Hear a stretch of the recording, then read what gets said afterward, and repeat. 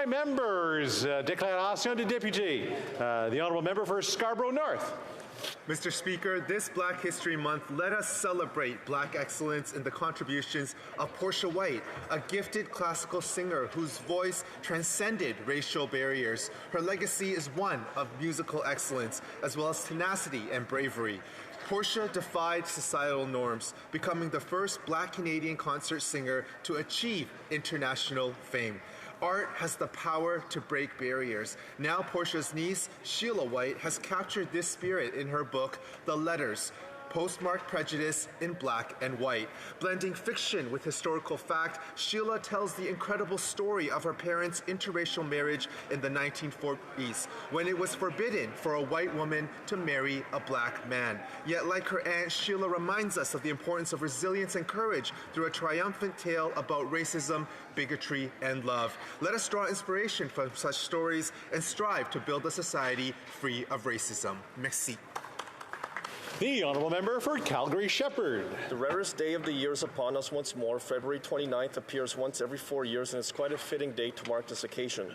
My family is affected by 2 rare diseases. 3 of my living kids have a rare chronic kidney condition called Alport syndrome. My youngest daughter passed away from Patau syndrome in 2018. So since I rarely do haikus in the chamber, here's one for Rare Disease Day.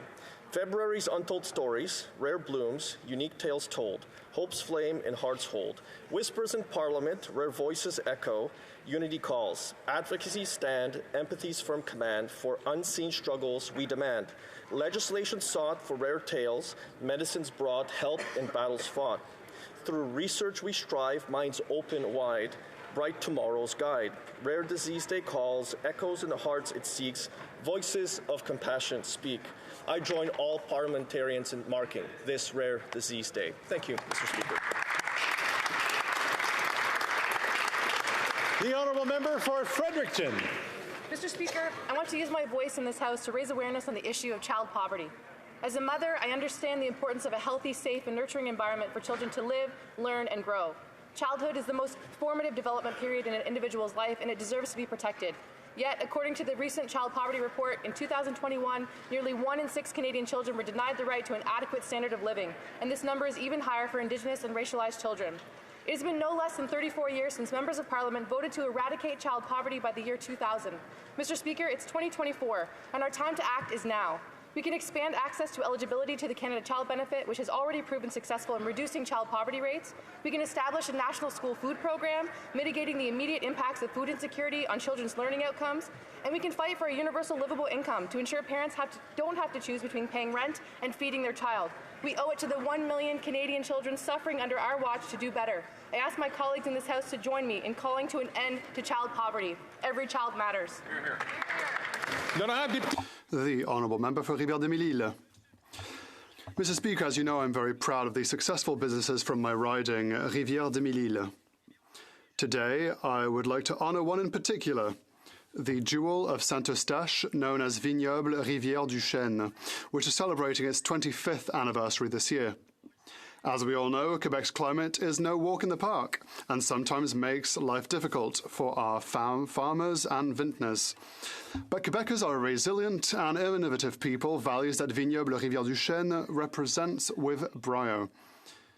Since 1998, this business has gone from strength to strength thanks to its passionate owner, Daniel Lalande, and his dedicated team, who have developed an impressive range of products, including more than a dozen different wines.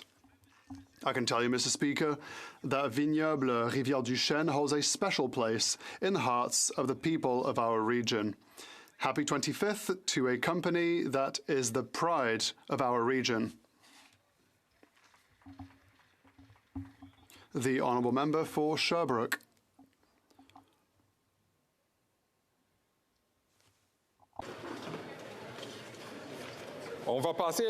The Member from Kamloops, Taunton, Caribou. Mr. Speaker, I rise today to recognize the tremendous work done by Carrie Kehoe, who is present in Ottawa today.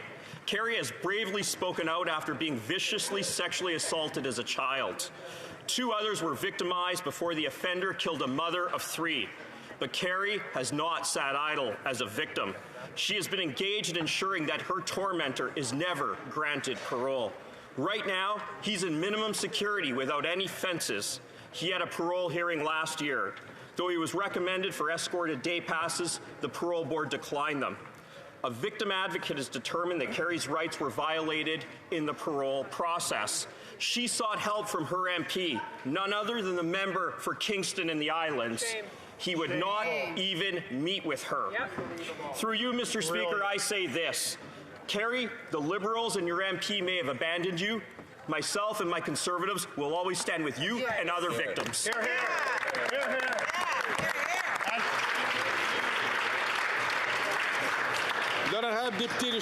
The Honourable Member for Sherbrooke.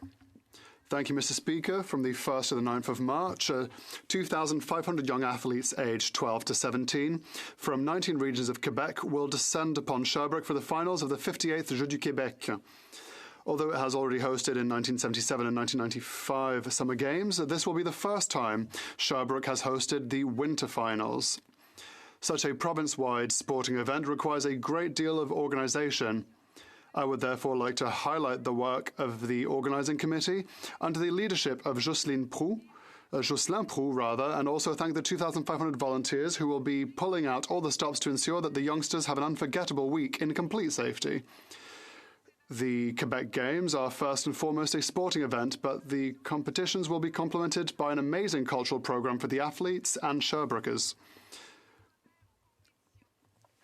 I wish our young athletes and all Sherbrooke residents a very happy 58th Quebec Games finals. The Honourable Member from Willowdale. Thank you, Mr. Speaker. Today I want to draw this House's attention to the ongoing tragedy of gender apartheid in states around the world. Most notably, Afghanistan and Iran, women and girls are oppressed by regimes that seek to segregate them from society and treat them as second-class citizens. They are violently harassed, prevented from accessing quality employment or education, and are threatened with severe violence or prison terms if they resist the sexist paternalism of these odious regimes. So today, I rise to take this opportunity to thank the over 40 Afghan and Iranian activists who have arrived here in Ottawa to speak to MPs and senators to advocate that Canada agree to codify gender apartheid as a crime against humanity.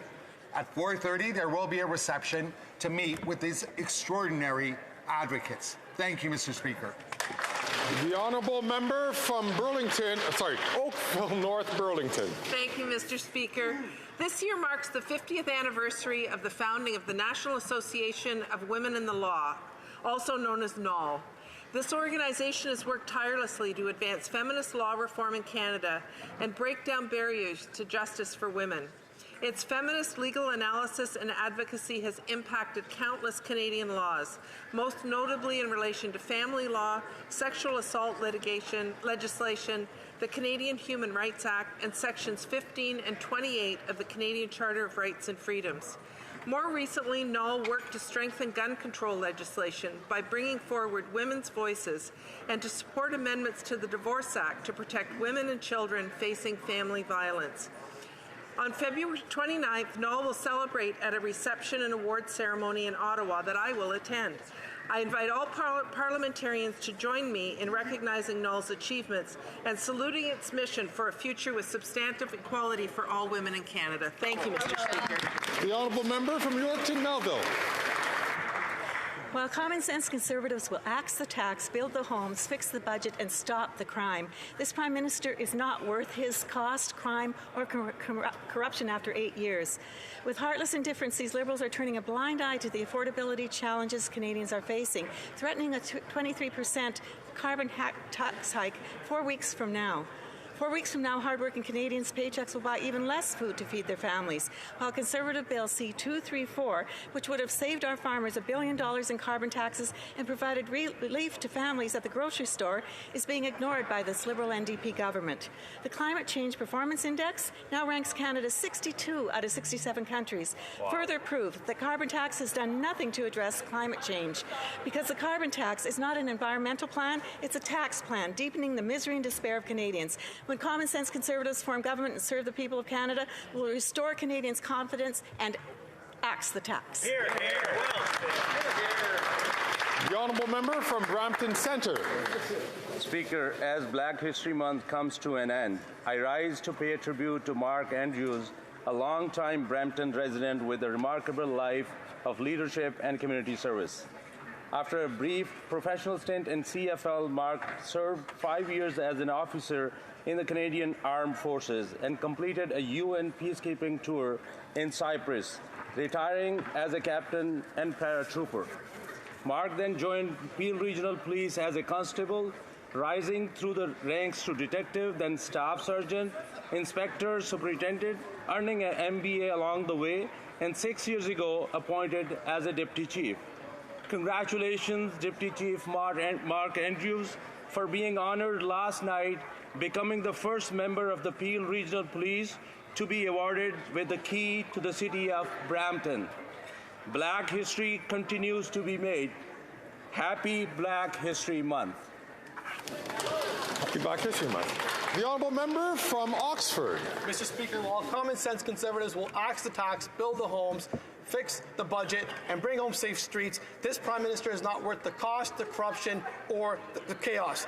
GC Strategies, a two-person company, designed the Arrive scam app, which did not work, which we did not need, and wrongfully sent 10,000 Canadians to quarantine, missing work and time with their loved ones. This app was supposed to cost only $80,000, but the Auditor General has confirmed that it cost $60 million. Public officials refuse to show up at committee. Emails have been deleted, and now the RCMP is investigating. Yesterday, the Liberals continued their cover-up corruption by voting against our common sense motion to release all documents related to the Arrive scam app. What are they hiding? Only common sense Conservatives will get to the bottom of this new Liberal scandal and bring home accountability for Canadians. Thank you. Good job. The honourable member from Dufferin-Caledon. After 8 years of this NDP Liberal government, we know they're not worth the cost. We know they're not worth the corruption, and now we know they're a risk to Canadians' safety.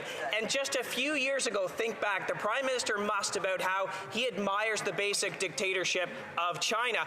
And now we know Beijing's agents infiltrated a top-level lab to steal sensitive secrets, including the genetic code to Ebola. The CSIS reports, and I quote, Dr. Chu represents a very serious and credible danger to the Government of Canada due to the potential for theft of dangerous materials attractive to terrorists and foreign entities that conduct espionage to infiltrate and damage the economic security of Canada. And yet, under this Liberal Prime Minister, nothing was done to protect Canadians. Mr. Speaker, Canadians had had enough of this corrupt Liberal government that is now actually a threat to the security of Canadians.